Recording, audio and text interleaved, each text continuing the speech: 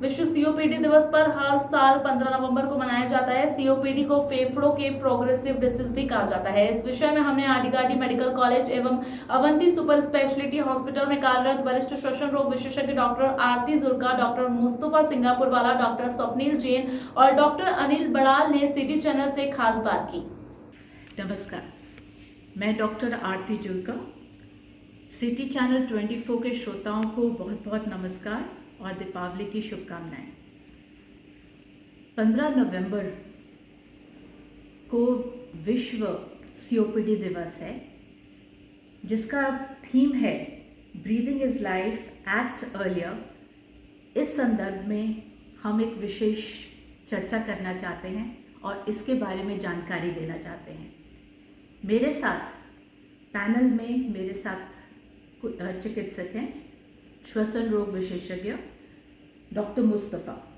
Doctor Mustafa charitable और आदिगाडी medical college में कार्यरत हैं। मेरे साथ डॉक्टर स्वप्निल जैन हैं, जो अवंती हॉस्पिटल चैरिटेबल और आदिगाडी में अपनी सेवाएं प्रदान कर रहे हैं, और साथ में हैं डॉक्टर अनिल बड़ाल, जो श्वसन रोग चिकित्सक हैं, जो आदिगाडी में कार्यरत हैं। सांस की बीमारियां आजकल के पोल्यूशन के दौर में बहुत ज़्यादा हैं, और सीओपीडी दिवस हम इसीलिए ही ऑब्ज़र्व करते हैं ताकि हम इन पे अपना ध्यान केंद्र कर सकें और आम जन को इनके बारे में बता सकें। सीओपीडी एक ऐसी बीमारी है जिसमें धीरे धीरे जो हमारा फेफड़ा है, जिससे हम पूरी ऑक्सीजन लेते हैं और कार्बन डाइऑक्साइड निकालते हैं, वो पूरी तरह ये तंत्र खराब हो जाता है और धीरे धीरे जो मरीज़ है वो ऑक्सीजन पे निर्भर हो जाता है। इसी के बारे में और जानने के लिए मैं डॉक्टर मुस्तफ़ा से पूछूंगी कि वो हमें सीओपीडी के बारे में कुछ और बताएं। सीओपीडी जानने से पहले अपन जानते हैं कि मरीज में या इंसान में फेफड़ा कैसे काम करता है। फेफड़े में दो चीज़ होती हैं, एक श्वास की नलियाँ और एक वो पार्ट जिससे ऑक्सीजन ब्लड में ट्रांसफ़र होता है, जिसको एल्वोलाई कहते हैं। इन दोनों चीज़ के अंदर बराबर अगर एयर फ्लो हो तो बराबर ऑक्सीजन ब्लड में मिलता रहता है और कार्बन डाइऑक्साइड जो ब्लड में एज एन बाई प्रोडक्ट बनता है वो बाहर निकलता रहता है। सीओपीडी के अंदर, सीओपीडी का फुल फॉर्म है क्रोनिक ऑब्स्ट्रक्टिव पल्मोनरी डिजीज़। इसके अंदर लंबे समय से स्मोकिंग करने से या कोई प्रदूषित गैस से जो श्वसन नलिका है उसके अंदर सूजन आना स्टार्ट हो जाता है, जिससे हवा का प्रभाव धीरे धीरे कम होने लगता है। हवा कम पहुँचेगी एल्वोलाई में तो ऑक्सीजन भी कम पहुँचेगा ब्लड में। ब्लड में ऑक्सीजन कम पहुँचा तो चलने फिरने में सांस भरने लगेगा। हम इसको बहुत आसान तरीके से समझ सकते हैं। शुरुआत के दौर में थोड़ी सी सूजन आती है, जिसके अंदर पेशेंट सांस लेता है, छोड़ता है तो थोड़ी दिक्कतें आती है, चलने फिरने पर सांस भरने लगता है। जैसे ही ये बढ़ती जाती सूजन तो मरीज को इतना भी दिक्कत आ जाता है कि खुद कपड़े भी नहीं बदल सकता है। इसको शुरुआती लेवल में प्रिवेंट करें, स्मोकिंग कम करें तो इसके प्रभाव से बचा जा सकता है। धन्यवाद डॉक्टर मुस्तफ़ा। तो हमें यह पता चला कि स्मोकिंग, बीड़ी सिगरेट का उपयोग करने से ये बीमारी बढ़ती है।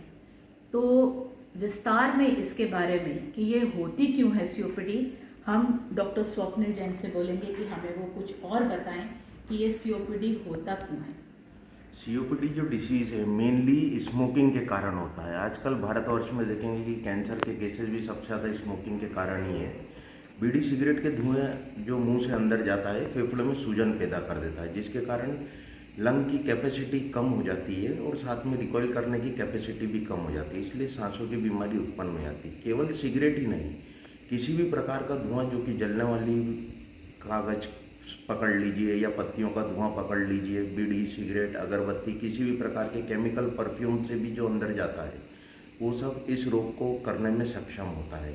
यही नहीं, कुछ ऐसे केमिकल फैक्ट्रीज होती हैं जिसमें कि वर्कर्स काम करते हैं तो उनको उस कारण से भी सीओपीडी और ये हो जाता है।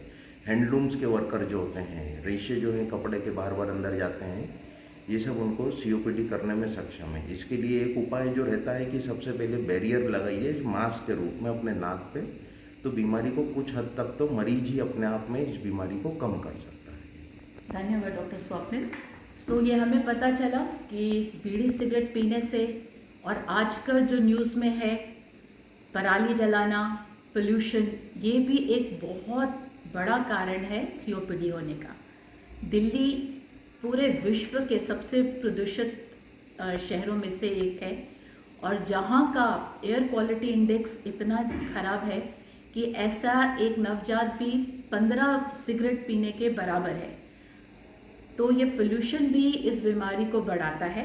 तो इसके बारे में और स्टैटिस्टिक्स कि कितनी बड़ी या कितनी गंभीर बीमारी है, मैं रिक्वेस्ट करूँगी कि डॉक्टर अनिल बिडाल हमें इसके बारे में कुछ बताएं। गंभीर की बात करें तो जैसे हमारे पास मरीजें आते हैं वो बोलते हैं केवल सांस की बीमारी है, पर ग्लोबली देखें तो ये तीसरे नंबर पर आता है सीओपीडी। और एनुअली अपन देखें तो 10% जो डेथ होती है एनुअली, सीओपीडी उसमें भागीदारी करता है। उसमें मुख्य जो कारण है अपना सिगरेट स्मोकिंग, मतलब धुआं, और धुआं स्मोकिंग के अलावा अपना जो घर के अंदर और घर के बाहर, घर के अंदर जैसे गांव में अभी भी कंडे वगैरह जो जलाते हैं और जो रोटी वगैरह जो बनाती है गैस के अलावा जो घर में चूल्हे चलाते हैं उसके कारण। और शहरों में अपन देखेंगे केमिकल का जो धुआं होता है, पोल्यूशन, जैसे कि अपन ट्रैफिक्स वगैरह है, इंडस्ट्रीज़ वगैरह है, इनके धुएँ से ज़्यादा भागीदारी होती है। तो हमें ये पता चला कि ये बहुत गंभीर समस्या है and third leading cause of death है। तो दुनिया में हमारे पास 55 मिलियन केसेस हैं जो कि सीओपीडी के हैं। तो हमारे लिए ओपीडीज़ में ये मरीज़ आते हैं और ये कॉम्प्लिकेशंस भी हो जाती हैं जब हम इन्हें किसी और अन्य बीमारी के लिए इलाज करना चाहते हैं, तो इनको डायग्नोज करना बहुत ज़रूरी है। तो इनके क्या क्या लक्षण होते हैं, मैं रिक्वेस्ट करूंगी डॉक्टर मुस्तफ़ा हमें इसके बारे में बताएं कि कैसे हम ये बीमारी पकड़ पाते हैं। जैसे कि आपने देखा सीओपीडी मतलब श्वसन नलियों का सूजन और एल्वोलाई में थोड़ा बहुत डिस्ट्रक्शन। जैसे जैसे सूजन बढ़ता जाता है वैसे वैसे बीमारी आगे बढ़ती जाती है। शुरुआती स्टेज में मरीज ये कहता है कि मेरे को चलने फिरने में सांस भरता है, यहाँ तक कि मेरे के दोस्तों के साथ चलने में दोस्त लोग आगे निकल जाते हैं और मेरे को रुकना पड़ता है। जैसे जैसे ये बीमारी बढ़ती जाती है मरीज़ ये बताता है कि 100 मीटर भी नहीं चल पाता, मुझे बैठना पड़ता है, फिर सांस आती फिर आगे बढ़ता हूँ। और जैसे जैसे और बढ़ती जाती बीमारी मरीज कपड़े बदलने में भी सांस भरने लगता है, बाथरूम लेटरिन करने में भी सांस भरता है, नहाने धोने में भी सांस भरने लगता है। अब इससे आगे ऑक्सीजन डिपेंडेंट हो जाता है। इसके बाद सारे कार्य करने के लिए उसको ऑक्सीजन की ज़रूरत होती है। मरीज जैसे ही हमारे पास दिखाने आता है तो सबसे पहले हम उसकी एक्सरे देखते हैं कि कितना नुकसान हुआ है एक्सरे में उसकी धड़कन देखते हैं जो बहुत बड़ी हुई रहती है, सांस लेने की गति देखते हैं वो बहुत बड़ी हुई होती। फिर हम एक जांच कराते हैं जिसको हम स्पायरोमेट्री कहते हैं, जिसके अंदर फिर हम कंफर्म उसको बताते हैं कि आपको सीओपीडी है या साधारण सांस की बीमारी है जो रिवर्सिबल है। सीओपीडी इरिवर्सिबल है, जितना नुकसान हो गया वो हो गया परमानेंट, उसका कोई रिवर्स नहीं है, सिर्फ उससे बचा जा सकता है। ट्रीटमेंट से लाइफ की क्वालिटी बहुत अच्छी रह सकती है। तो ये हमें पता चला कि ये फेफड़े को बहुत प्रभावित करता है, लेकिन शरीर के बाकी हिस्सों में भी इसका असर होता है। तो ये हम डॉक्टर स्वप्निल से जानेंगे। सीओपीडी केवल फेफड़े को भी नहीं, शरीर के दूसरे अंगों को भी प्रभावित करता है। सबसे नज़दीकी अंग जो फेफड़े के बाजू में होता है हार्ट, रेस्पिरेटरी फेलियर के कारण पेशेंट जो है कार्डियक फेलियर में भी जा सकता है। उसमें कुछ प्रकार के जो प्रेशर्स होते हैं वो भी बढ़ जाते हैं, जिसके कारण से और एड ऑन दवाई लेनी रहती है और डेथ और मोर्टेलिटी के चांसेस बढ़ जाते हैं। साथ ही में मसल वीकनेस हो जाता है सीओपीडी में, काफ़ी की कमजोरी आ जाती है। पेशेंट रेस्पिरेटरी फेलियर में जब जाता है तो चलने फिरने की भी नौबत उसकी नहीं रहती है। और मैंने इसमें क्या ये तो कट कर लिया। बाकी सिस्टम जिसमें डॉक्टर स्वप्निल जैन ने बताया कि भाई हार्ट पे असर होता है, ऑस्टियोपोरोसिस, आदमी कमज़ोरी आ जाती है, न्यूट्रिशनल डेफिशिएंसी हो जाती है, ये सब भी इसके लक्षण हैं। और इसको डायग्नोज कैसे करें? अगर कोई भी मरीज़ हमारे पास ओपीडी में चल के आता है तो ऐसे क्या जांच है जो हम इसकी करवा के हमें पता चले? वैसे हमें डॉक्टर मुस्तफ़ा ने इसके बारे में बता दिया है, लेकिन कुछ और मैं कहूँगी डॉक्टर अनिल बिडाल इसके बारे में और हमें बताएं। डायग्नोसिस के लिए पहले सबसे पहले उसके लक्षण जैसे कि मरीज हमको बताता है सांस की दिक्कत लंबे समय से आ रही है और खांसी हो रही, खांसी में कभी कफ आता है नहीं आता है, सीटी बजने की आवाज़ आना और साथ में उसकी हिस्ट्री होती है कि पहले मैं किसी सिगरेट पीता था, इतने साल से सिगरेट पिए, और बार बार छाती का इन्फेक्शन हो जाता था। उसके बाद फिर हम उसका एग्जामिनेशन करते हैं, फिर हम एक टेस्ट कराते हैं जिसको बोलते हैं स्पायरोमेट्री पल्मोनरी फंक्शन टेस्ट। इसके माध्यम से हम उसको डायग्नोस कर लेते हैं और इससे हम ये भी पता कर लेते हैं कि ये COPD है कि दूसरी कोई बीमारी जैसे कि उसके रिलेटेड कोई अस्थमा तो नहीं है। सो हमको ये पता चला कि एक्सरे से, स्पायरोमेट्री से, DLCO से ये जो सुविधा हमारे मेडिकल कॉलेज में भी है, तो जिससे हमें ये पता चल सकता है कि मरीज़ को ये बीमारी है और कितनी एडवांस्ड है, कितनी गंभीर हो गई है। तो एक बार हमें पता चल गया कि ये बीमारी COPD की है, तो इसका क्या उपचार है, तो ये हम जानेंगे डॉक्टर मुस्तफ़ा से। COPD के ट्रीटमेंट में दो तरह से ट्रीटमेंट करते हैं, एक फार्माकोलॉजिकल ट्रीटमेंट, एक non pharmacological treatment. Pharmacological treatment में हम दवाइयाँ देते हैं। जैसा हमने देखा COPD में सांस की नलियों का सूजन आ जाता है, तो सूजन कम करने के लिए हम या तो इन्हेलर देते हैं या ड्राई पाउडर इन्हेलेशन देते हैं या फिर नेबुलाइजेशन देते हैं, और कुछ दवाइयाँ और देते हैं। गंभीर बीमारी रहती है तो कुछ गिलने के लिए भी गोलियाँ देते हैं, कुछ इंजेक्शंस भी देते हैं, इसको स्टीरॉयड कहते हैं। कभी कभी ज़रूरत पड़ती है तो देते हैं, उससे बहुत ज़्यादा नुकसान नहीं है, थोड़े लेवल पर नुकसान नहीं होता है। इन्हेलर से भी कोई प्रॉब्लम नहीं है, लाइफ टाइम आप यूज़ कर सकते हो, उसके कोई साइड इफ़ेक्ट नहीं है, बस खाली इतना है कि जैसे लेना है वैसा ही लें। नॉन फार्माकोलॉजिकल ट्रीटमेंट में हम सबसे पहले तो इसको प्रिवेंट करना स्टार्ट करें, स्मोकिंग कम करें, वैक्सीनेशन करें, ये असेस करें कि ऑक्सीजन की कितनी रिक्वायरमेंट है, ऑक्सीजन दे। यदि सर्जरी कराना है तो सर्जरी कराएं, लंग वॉल्यूम रिडक्शन सर्जरी होती है कुछ इसकी, वो कराएं। एक्सरसाइज कराएं, उसमें भी दो तरह की एक्सरसाइज होती है, स्ट्रेंथनिंग एक्सरसाइज और एंडोरेंस एक्सरसाइज। कुछ फिजियोथेरेपी होती है जिससे मरीज को ये सिखाया जाता है कि अंदर जो आपके बलगम बना है, खकार बना है, उसको कैसे आसानी से निकालें। ओवरऑल ट्रीटमेंट से धीरे धीरे लाइफ की क्वालिटी में सुधार आता चला। ये बहुत आपने अच्छे से बताया, लेकिन डॉक्टर मुस्तफ़ा ये हमने देखा गया है कि मरीज़ को जब हम इन्हेलर्स देते हैं तो वो मना कर देते हैं कि इससे आदत पड़ जाएगी, तो आप क्या बताना चाहेंगे? बिल्कुल गलत बात है। आदत तो अब जो है कि कहीं चोट लगी हाथ में तो कुछ भी मलहम या कुछ भी ऑइंटमेंट हाथ में लगाना ही पसंद करेंगे। वैसे ही हमको जो फेफड़े में दवा देनी है, डायरेक्ट किसी रास्ते फेफड़े में पहुंच जाए और पूरे शरीर को बाईपास कर दे, इससे अच्छी कोई बात नहीं होगी। ये आदत नहीं है। COPD वाले मरीज को जो दवा लेनी है तो वो सूजन कम करने के लिए दवा लेनी पड़ती, वो भी धीरे धीरे कम होती चली जाती। इसके कोई साइड इफ़ेक्ट नहीं है, बराबर से यूज़ करो तो 20-20 साल से लोग ले रहे हो और कोई प्रैक्टिकली कोई साइड इफ़ेक्ट नहीं है। धन्यवाद डॉक्टर मुस्तफ़ा। अब ये बीमारी के एक तो हमें पता चलता है कि सांस की गंभीर तकलीफ़ हो जाती है और आदमी ऑक्सीजन पे निर्भर भी हो सकता है। इसके अलावा क्या और कॉम्प्लिकेशंस हो सकती हैं COPD के कारण? कॉम्प्लिकेशन COPD के दो प्रकार से डिफाइन होते हैं, एक तो रेस्पिरेटरी और एक नॉन रेस्पिरेटरी। रेस्पिरेटरी में ये होता है कि श्वसन से रिलेटेड, सांस लेने में तकलीफ तो होती है, इसके साथ में शरीर जो है बार बार रिकरेंट, जैसे upper respiratory tract infection, lower respiratory tract infection, साथ में ब्रोंकाइटिस, कभी कभार पेशेंट को एकदम से सांस फूलना जिसको न्यूमोथोरेक्स बोलते हैं कि फेफड़ा इस बीमारी के कारण फट जाना, ये सब इसके साथ आम चीज़ें होती हैं। फेलगम आना, बलगम जिसके साथ बार बार आना। नॉन रेस्पिरेटरी में cardiac arrest, cardiac arrhythmia, coronary artery disease, गाढ़ापन हो जाता है इस बीमारी में खून में, जिसके कारण अटैक आने की संभावना बढ़ जाती है, पैरों में थक्के जमने की संभावना बढ़ जाती है। वही थक्के जो है या तो दिल में ट्रेवल कर सकते हैं या ही आपके दिमाग में ट्रेवल कर सकते हैं, और ओवरऑल जो है बॉडी मसल मास को जो है ये रिड्यूस कर देती है, जिसके कारण आमतौर से मरीजों में कमजोरियाँ पाई जाती हैं। धन्यवाद डॉक्टर स्वप्निल। इसके कारण बहुत तकलीफ़ें हो सकती हैं, तो अगर हम COPD को होने ही ना दें, और जो हमारी थीम भी है कि breathing is life, act earlier, तो हम क्या चीज़ें कर सकते हैं कि ताकि ये बीमारी हो ही ना। तो इसके लिए हम डॉक्टर अनिल बडाल को बोलेंगे कि हमको वो कुछ सबके लिए बताएं कि क्या प्रिकॉशंस ले सकते हैं ताकि ये COPD बीमारी हो ही ना। प्रिवेंशन के लिए पहले तो प्राइमरी प्रिवेंशन, सबसे पहले मुख्य कारण होता है स्मोकिंग, जो मुख्य कारण होता है COPD का। तो अपन स्मोकिंग से बचे। दूसरा होता है कि पोल्यूशंस वगैरह जैसे कि इंडोर आउटडोर पोल्यूशंस, उनसे अपन बच सकते हैं। और tertiary प्रिवेंशन होता है जैसे कि कोई कॉम्प्लिकेशन उस बीमारी के कारण।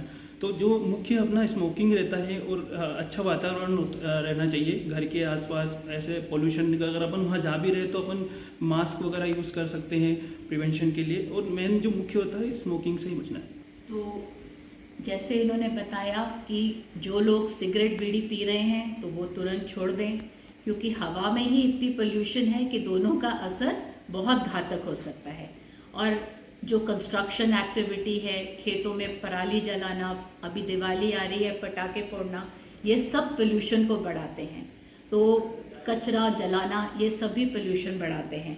तो अगर हम ये सब उपाय करें कि भाई हम अपने फेफड़ों के अंदर ये धूल मट्टी, और अभी आपने देखा है कि जो लेडीज़ औरतें घर में चूल्हा जलाती थी उसके कारण भी उनको COPD होती थी। और फिर पैसिव स्मोकिंग, जिन घरों में जो आदमी हैं वो बीड़ी पीते हैं तो बाकी बच्चे और महिलाओं को भी वैसे COPD की चेंजेस आ जाती हैं। तो ये सब चीज़ों का अगर हम ध्यान रखें तो हम ये कुछ हद तक ये प्रिवेंट कर सकते हैं, COPD को बचाव कर सकते हैं। अब मैं रिक्वेस्ट करूंगी डॉक्टर मुस्तफ़ा को कि हमें वैक्सीनेशन, जो प्रिवेंटिव एस्पेक्ट में वैक्सीनेशन का क्या रोल है, उसके बारे में बताएं। COPD जो बीमारी है उसमें श्वसन नलियों का सूजन आता है। यदि इसके ऊपर इन्फेक्शन हो जाए किसी तरह का तो सूजन और बढ़ जाएगी। बहुत ज़्यादा सूजन होने से जो नॉर्मली कॉम्प्रोमाइज एयर जो अंदर जा रही थी अब वो भी नहीं जा पाएगी, बहुत थोड़ी सी जाएगी। तो मरीज को इतनी ज़्यादा सांस लेने में दिक्कत होती है कि उसको ICU में एडमिट करना पड़ता। इस कंडीशन को हम कहते हैं एक्सासर्बेशन, एक्यूट एक्सासर्बेशन ऑफ COPD। इसको हमको बचाने के लिए इसको इन्फेक्शन नहीं होना चाहिए मरीज को। इन्फेक्शन जो कॉमन है वो वायरल इन्फेक्शन है, निमोनिया है, इसके लिए हम वैक्सीन्स लगाते हैं। इन्फ्लुएंजा वैक्सीन हर साल एक नया स्ट्रेंथ आता है सितंबर महीने में, उसको लगाने से 1 साल के होने वाले इन्फेक्शन सारे बच जाते हैं। दूसरा जो कॉमन इन्फेक्शन है वो निमोनिया है। निमोनिया का इंजेक्शन जो है, वैक्सीन जो है वो 10 साल में 1 बार लगाते हैं, उससे 10 साल तक आपको निमोनिया से बचाव मिलता है। अगर इन्फेक्शन नहीं होगा तो सूजन और ज़्यादा नहीं बढ़ेगी और एक्यूट एक्सासर्बेशंस नहीं होंगे। सो वैक्सीनेशन बहुत ज़रूरी है। तो जैसे 5 एडल्ट वैक्सीनेशन में, जिसमें हमने देखा कि एक तो कोविड का वैक्सीनेशन जो बीमारी अभी गई है, उसके साथ pneumococcal vaccine, influenza vaccine, pertussis का और शिंगल्स, ये एडल्ट वैक्सीनेशन में काउंट होते हैं। ये प्रिवेंटिव एस्पेक्ट है बीमारियों से। तो जब भी हमारे पास मरीज़ आता है तो हमें उसको पूरी गंभीरता के साथ इवैल्यूएट करना चाहिए और सबसे पहले जो कारण है उसके रोग का, उसका निदान करना चाहिए। स्मोकिंग हटाना चाहिए और कुछ ऐसे इन्वायरमेंट में काम कर रहा है जिससे उसकी COPD हो रही है, या फिर पोल्यूशन में ऐसे एरिया में रहता है जहाँ बहुत पोल्यूशन है, तो जो संभव है वो हमको करना चाहिए। इसके साथ करेक्ट ट्रीटमेंट पे उसको डालना चाहिए। और अगर कुछ पेशेंट इस स्टेज पे आए जिनको ऑक्सीजन की रिक्वायरमेंट है तो उनको लॉन्ग टर्म ऑक्सीजन थेरेपी पे भी डालना चाहिए, जो उनके हार्ट पे लोड या फिर बीमारी और ख़राब होने से उनका बचाव होता है। हमारे देश में फेफड़े का कैंसर ये बहुत ज़्यादा पाया जाता है और इसका बहुत इम्पोर्टेंट कॉज ये स्मोकिंग भी है और साथ में पोल्यूशन भी है। तो जब भी COPD का मरीज़ आता है और अगर उसको लक्षण है जैसे वजन में कमी हो रही है या खून आता है, हम हमेशा उसको लंग कैंसर के लिए इवैल्यूएट करते हैं। और हमने देखा है कि काफ़ी जो मरीज़ हैं जो स्मोकर्स हैं उनको कैंसर भी पाया जाता है। तो ये हमको याद रखना है कि कभी भी किसी को खांसी है और उसके साथ साथ कभी खून आने लग जाए तो हमें इसका जांच करवाना चाहिए कि कभी ये निमोनिया तो नहीं है या TB तो नहीं है या लंग कैंसर तो नहीं है, और जिसको जल्दी जांच कराने से हम इसका इलाज भी करवा सकते हैं। धन्यवाद। तो इसके बारे में COPD के बारे में हम आशा करते हैं कि आपको काफ़ी जानकारी मिल गई होगी और आप पूरा प्रयास करेंगे इससे बचने का और अगर बीमारी है तो इसका सही इलाज करवाएं। तो मैं अपने सब कोलीग्स का थैंक्स करती हूँ कि उन्होंने ये हमको जानकारी। धन्यवाद।